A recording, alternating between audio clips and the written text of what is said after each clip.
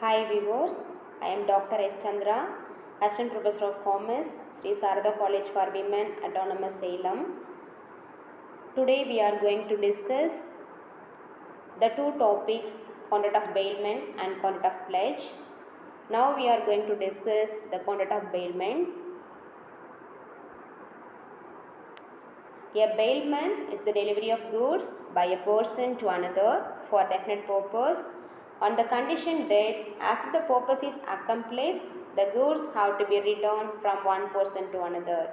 According to section 148 of the Indian Contract Act define, a bailment is the delivery of goods by one person to another for some purpose upon the contract that they shall, when the purpose is accomplished, be returned or otherwise disposed of according to the directions of the persons delivering them. In contract of bailment, we have two persons named bailor and bailee. The person delivering the goods is known as bailor. The person to whom the goods are bailed is called as bailee. The contract or transaction between bailor and bailee is called as contract of bailment. Now we are going to discuss some of the features of contract of bailment according to section 148. The first feature is contract of bailment. Bailment is based upon a contract between bailor and bailee. The agreement is that the goods are to be returned when the purpose is fulfilled. The condition is that the goods should either in their original form or in altered form. The second feature is delivery of goods. Bailment involves change of possession. It necessarily involves a temporary delivery of possession of goods by bailor to bailee for some specific purpose. The ownership of the goods is retained by the bailor. Here we have two types of delivery, actual delivery and constructive delivery. Actual delivery means the delivery when the bailor hand over the physical possession of the goods to the bailee. Constructive delivery or symbolic delivery does not involve hand over the physical possession, but something is done which has the effect of putting the goods in the possession of bailee. The third feature is specific purpose. When the goods are delivered by mistake without any purpose, it is not a contract of bailment. In other words, the goods delivered from bailor to bailee must be for some specific purpose. The fourth feature is return of goods.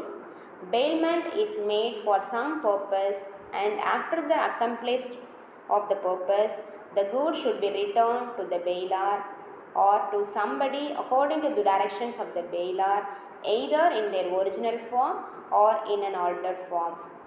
Now we are going to discuss some of the kinds of bailment. We classify the bailment on the basis of benefits and also on the basis of reward. First we discuss on the basis of benefits. Under it we have to classify the bailment into three types. The first one is bailment for the exclusive benefit of bailor. It may be in the case of safe custody where goods are delivered to a neighbor or someone else for safe custody without any charge while the bailor goes away. The second type is bailment for the exclusive benefit of bailee. It may be in the case of a delivery of a thing to someone else for his use without any charge. For example, delivery of scooter to a friend to go somewhere. The third type is bailment for mutual benefit. In this type of bailment, delivery of goods is done with some consideration. For example, delivering a scooter to a mechanic for repairs. The next classification is based on reward. Under it, we have two types, gratuitous bailment and non-gratuitous bailment. It is in gratuitous bailment in which neither the bailor nor the bailee is entitled to any remuneration. For example, A gives his book to B for reading. In this contract, both bailor and bailee, they are not get any remuneration. The second one is non-gratuitous bailment. It is a bailment for some charges, either the bailor or the bailee is entitled to remuneration. For example, cycle let out for hire or cycle given for repairing services. In this cases, both bailor and bailee, they receive some remuneration or consideration. Now we are going to discuss the duties of bailor.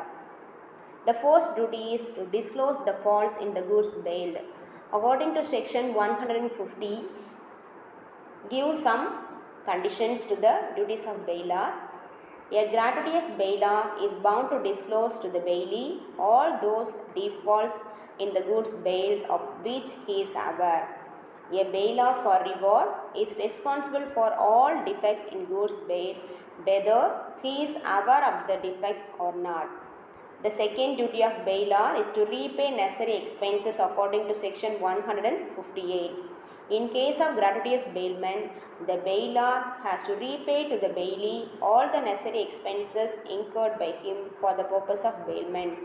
In case of non-gratuitous bailment, the bailor is held responsible to bear only extraordinary expenses. For example, if a horse is lent for journey, the expense of feeding the horse would be borne by the bailee.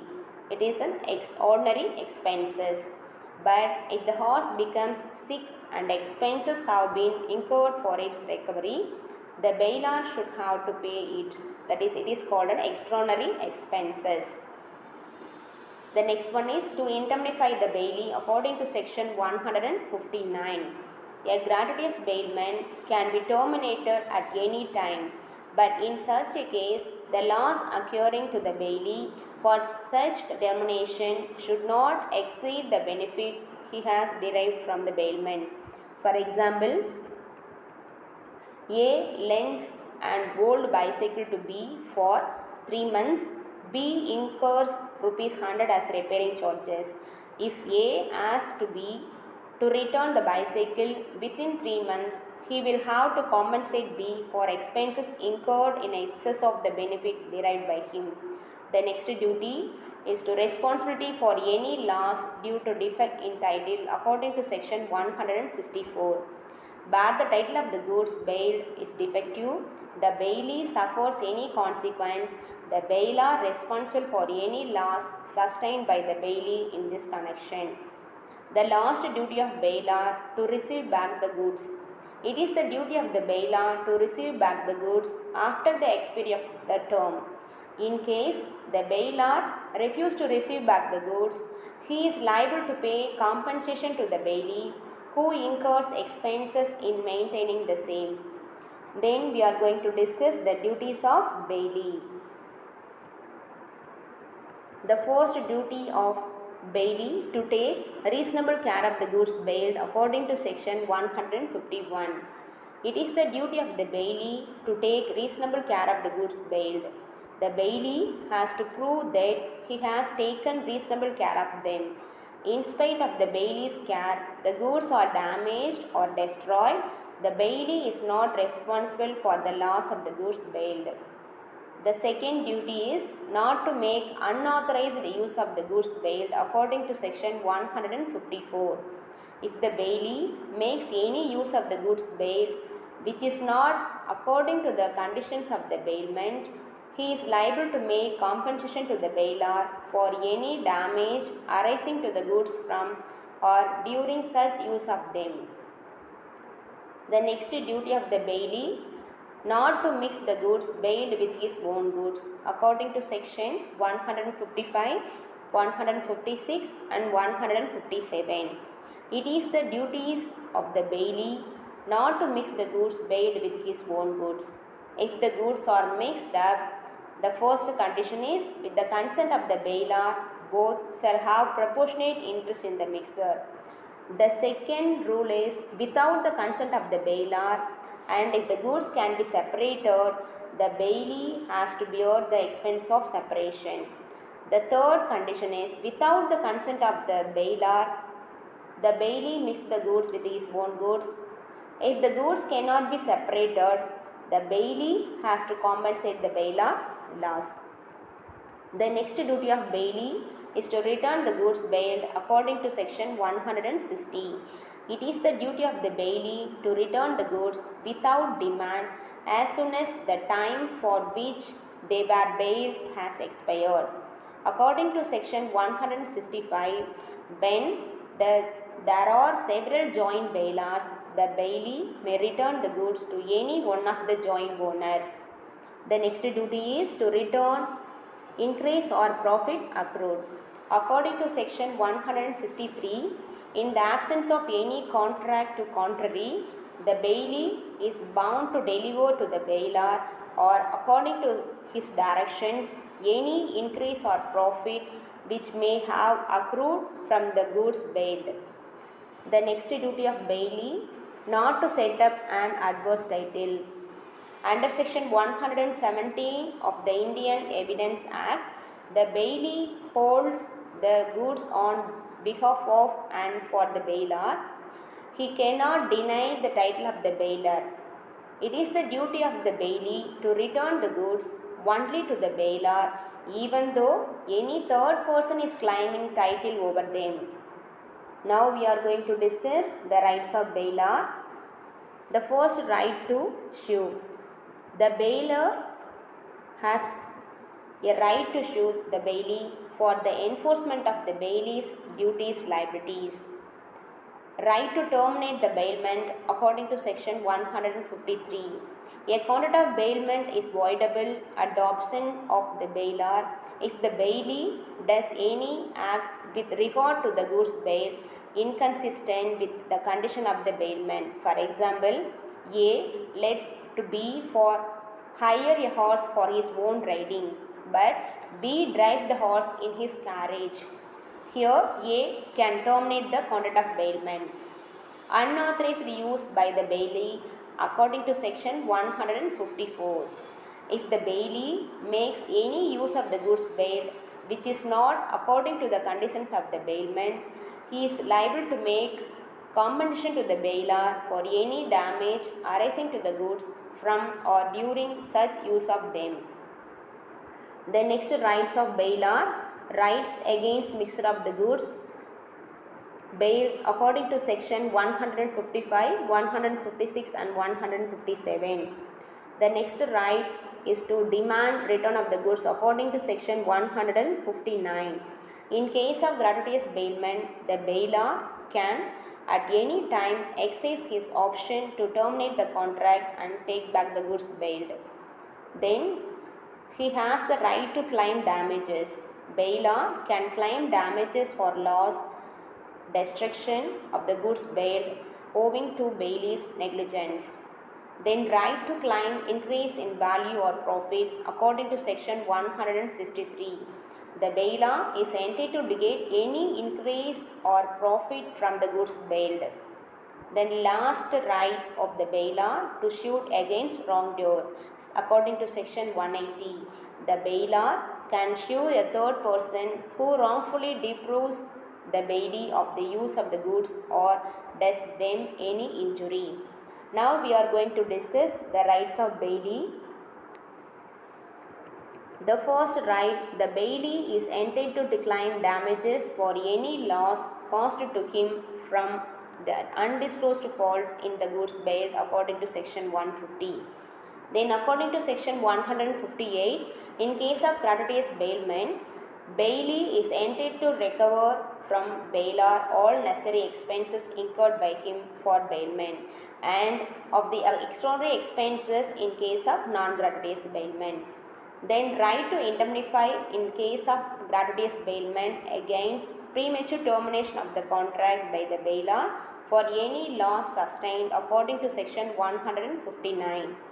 A bailee is entitled to claim any loss sustained by him because of non-entitlement or defective entitlement of the bailor on goods bailed. If a third person claims the ownership of the goods bailed, the bailee can ask the court to decide the ownership and can withhold the delivery to the bailor. If a third person wrongfully deprives the bailee of the use or possession of the goods bailed to him, he has the right to bring an action against such third person according to section 180. According to section 165, in case of several joint bailors, the bailee can deliver the goods back to one of them without the consent of all. These are the conduct of bailment. Now we are going to discuss the conduct of lien. Lien is the right available to a person to retain that which is in his possession and which belongs to another until the demands of the person in possession are satisfied. Then we discuss types of lien. We have two types of lien, particular lien and general lien. Particular or specific lien means the right to retain the particular goods until claims arising on those goods are satisfied. For example, A gives his watch to B for repair. B has particular lien over the watch until A pays repairing charges to B. The second type is general lien.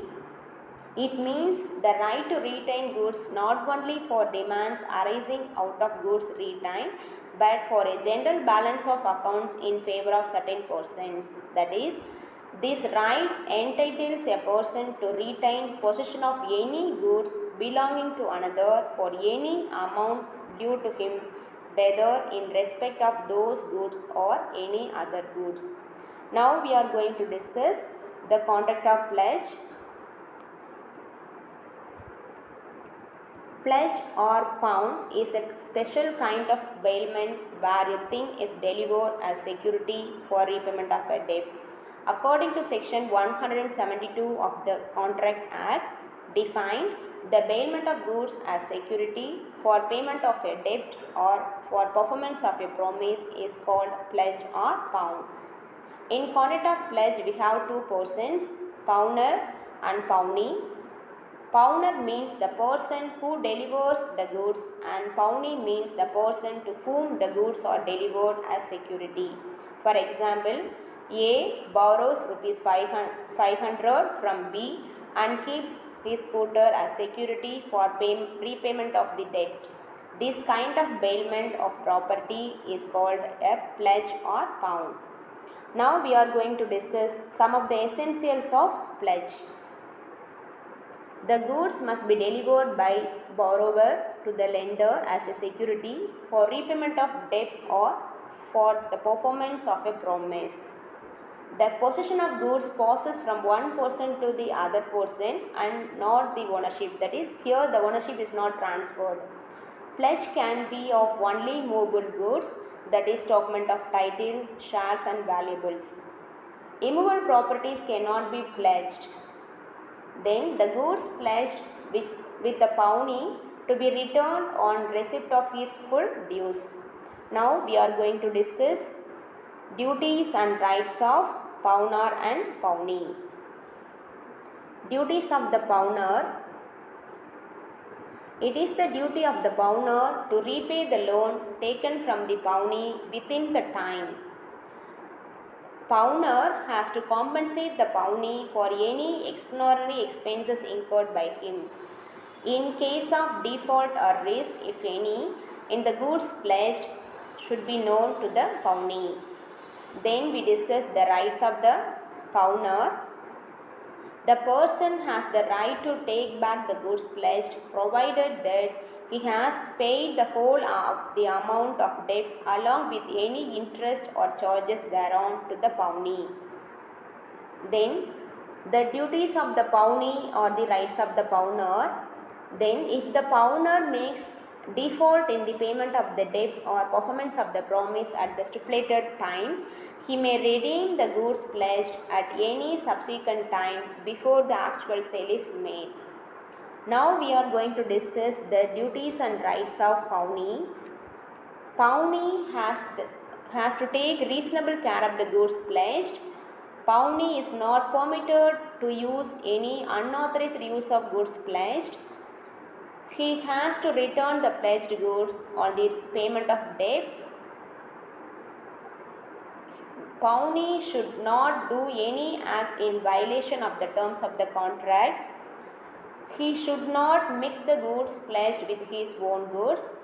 Then any accruals or additional benefits incurred to the goods pledged that belonging to the pawnor should be delivered.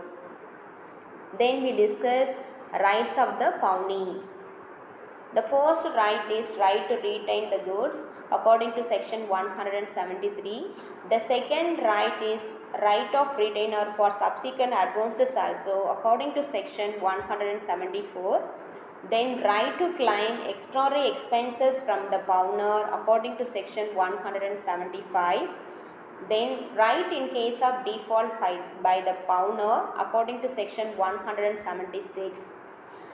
Pawnee may suit against the pawnor upon the debt or promise and may retain the goods pledged as a collateral security. Pawnee may sell the goods after giving a reasonable notice of the sale to the pawnor, and pawnee can recover from the pawnor any deficiency arising on the sale of goods by him. Here we are discussed the different topics, that is contract of bailment and contract of pledge. Under contract of bailment we have to discuss features, types of bailment and duties of bailor and bailee, rights of bailor and bailee. Then we are discussed lien and types of lien. Then we discussed the meaning of pledge. Then the rights and duties of pawnor and pawnee. Thank you.